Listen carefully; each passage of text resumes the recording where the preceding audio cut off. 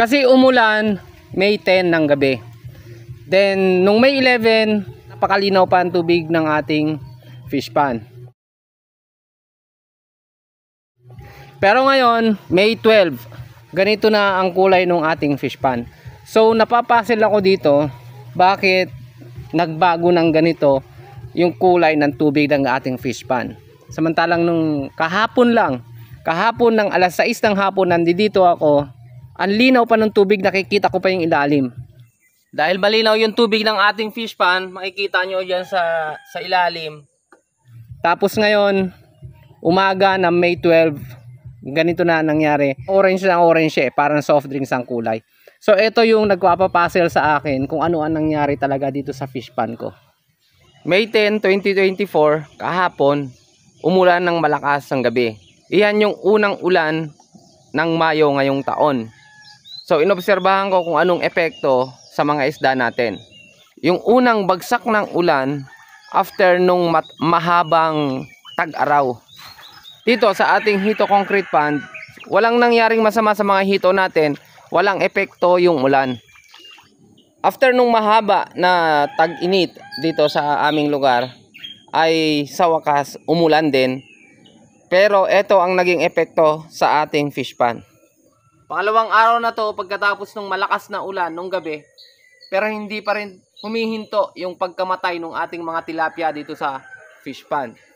Ayan o, ang linaw-linaw ng tubig natin. Yung nga lang, yung mga tilapia natin, ayun, mga bumaliktad na, mga lumutang na.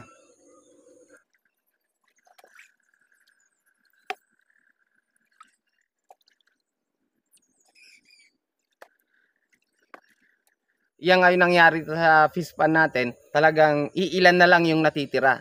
Kahapon, kinuha ko na yung mga naunang namatay. Ngayon na, mas marami na ang namatay.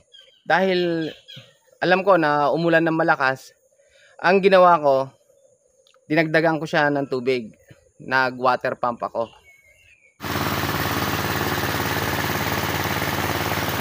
Pero hindi pa rin kinaya. Basta yung epekto ng ulan sa ating fish pond ay matindi. Maliit hanggang sa malaki ay namatay. Pero ngayon ko lang nalalaman, nung malinaw na yung tubig, nakikita ko na yung mga maliliit. So ibig sabihin, nanganganak na yung mga tilapia natin.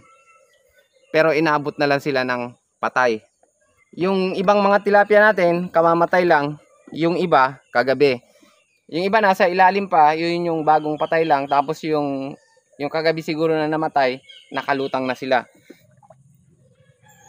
Malalaki na mga paps, oh. Pagka ganito, itim pa, ibig sabihin kamamatay lang.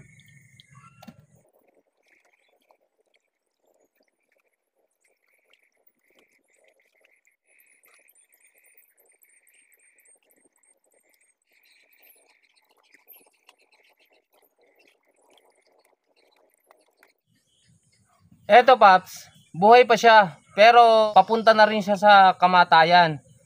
Kasi tiyan mo, oh, pag tumatayo pa yung kanyang paligpik na yan, ibig sabihin buhay pa siya. Yung gumagalaw pa. Pero kukunin ko na rin kasi mahina na siya. Papatay na rin ito. So ito na yung nakukuha ko. Nakaisang timba na ako. Kahapon nakaisang timba rin. So pangalawang timba ako na itong kuha. So ayan mga paps, napakabagsik ang epekto ng unang patak ng ulan dito sa ating fish pond. Mapaliit o malalaki, wala siyang pinapaligtas. Sabi ko nga, hindi na sana ako bibili ng fingerlings dahil nanganak na yung mga tilapia ko. Pero pinatay pa rin sila ng tubig ulan. Malaki hanggang sa maliit, patay. Malamang 100% mamamatay dito sa ating fish pond. O diba, lalaki na. Ano na to? 6 na piraso na sa 1 kilo. Yung mga ganito. Ano ngayon yung aral na makukuha natin dito? Nakita natin na mula doon sa pinakamaliit hanggang sa pinakamalaki ay kayang patayin nung unang bagsak ng ulan pagkatapos ng tag-araw. Kasi nagsimula na ng tag-araw, March, April, tapos first week ng May. Pagdating ng May 10, bumagsak ang malakas na ulan. After nung 2 months na tagtuyot, ito ang naging resulta sa ating fish pan. Bumaliktad yung ating mga alaga. Nagkaroon na naman tayo ulit ng fish kill. So, dalawang bagay lang. Sa init ng temperatura, namamatay ang tilapia. Sa biglaang ulan, after ng tag-init, mamamatay pa rin ang tilapia. Tingnan natin sa mga susunod kung ano yung pwede nating remedyo para makaiwas tayo sa mga fish kill na ganito. Kasi ginawa ko, after nung ulan, dinagdagan ko ito ng tubig. Pero hindi pa rin niya kinaya, namatay pa rin sila. So, siguro more on research pa rin tayo kung paano natin ito makontrol. Kasi syempre, pag nag-alaga tayo na nag-alaga ng ganito na tilapia, tapos sa mga ganitong mga pagkakataon, nagkakaroon tayo ng fish kill, wala mangyayari. Syempre, hindi tayo eksperto sa pagtitilapia, pero ginagawa natin na to para tayo matuto. Kasi doon sa pinagtatanungan ko, talagang sinasabi nila na yung unang ulan after nung tag-araw ay napakadelikado sa mga tilapia, which is totoo. Kasi iniisip ko, ano ba yung pumatay sa tilapia? Yung tubig ba? O yung tubig ulan ba ang pumatay sa tilapia? O yung tinatawag nilang thermal shock? Kasi matagal na mainit yung tubig dito. Kasi matagal na tag-araw tapos biglang umulan. Baka nagbago yung temperature ng tubig natin. Biglaan. Kasi biglang buhos ng ulan. Tingin ko yun yung naging problema. Thermal shock. Nanibago yung isda. Kagaya din nung yung unang fish kill ko doon sa concrete pond ko. Overnight lang yon. Siguro na-absorb niya yung init naman doon sa labas. Pagdating ng gabi, merong bahagi na malamig na yung gabi. So nagkaroon ulit siya ng pagbabago. Bigla ang pagbabago ng temperatura. Sa pag-aalaga ng tilapia, nakita ko na sensitive sa init, tapos sensitive sa bigla ang pagbabago ng temperature ng tubig. So, maselan ang tilapia.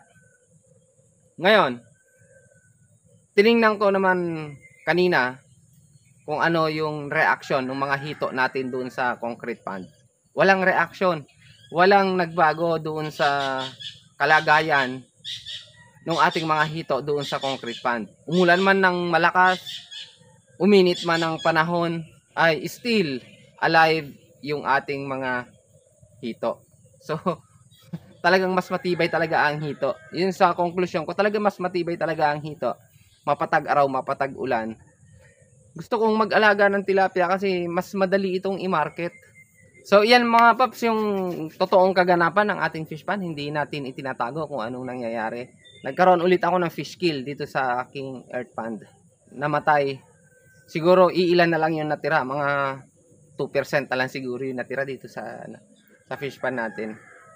Namatay na silang lahat.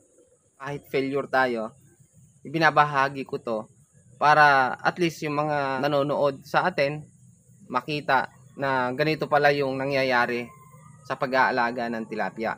So dalawa nga yung pinapakita ko sa inyo, yung hito saka tilapia. Doon sa hito, medyo okay na tayo doon, wala na tayong issue. Smooth na yung pag-aalaga natin doon. Siguro sa mga susunod, kikita na tayo dyan. Pero dito sa tilapia, first time ko to nag-alaga. From concrete pond, nilipat ko dito sa earthen pond. Ganun pa rin nangyari. Failed pa rin tayo. Pero hindi tayo sumusuko kasi yung pagkamatay nito yung natural, hindi yung namatay dahil sa kapabayaan. Namatay ito dahil sa pagpabago-bago ng temperatura. So, ang naging problema ko sa pag-aalaga, yung pabago-bago na ng temperatura ng tubig natin, tag-araw, tag-init. Yan, nagbago siya agad. Kaya, naging failed itong aking pag-aalaga ng tilapia. Ganun pa man, hindi ako nawawala ng pag-asa. Hanggat naniniwala akong magkakaroon din ng pagkakataon na kumita dito, hindi ko ito bibitawan. Maraming salamat mga paps dun sa inyong pagsuporta sa aking YouTube channel. Maraming salamat sa inyong pagsubaybay. For thick and thin, magkakasama tayo.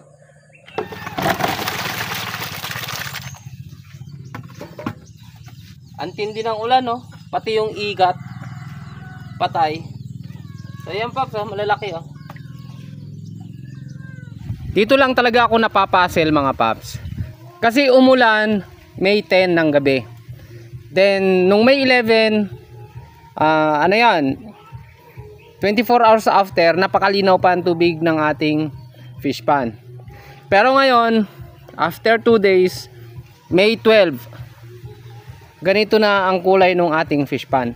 So napapasil ako dito, bakit nagbago ng ganito yung kulay ng tubig ng ating fish pan. Samantalang nung kahapon ng alas 6 ng hapon, nandito ako, ang linaw pa ng tubig, nakikita ko pa yung ilalim. Tapos ngayon, umaga ng May 12, ganito na nangyari, napakalabo na yung tubig. So hindi lang siya basta malabo, ano to orange na orange parang soft drinks ang kulay. So ito yung nagpapapasil sa akin kung ano ang nangyari talaga dito sa fish pan ko.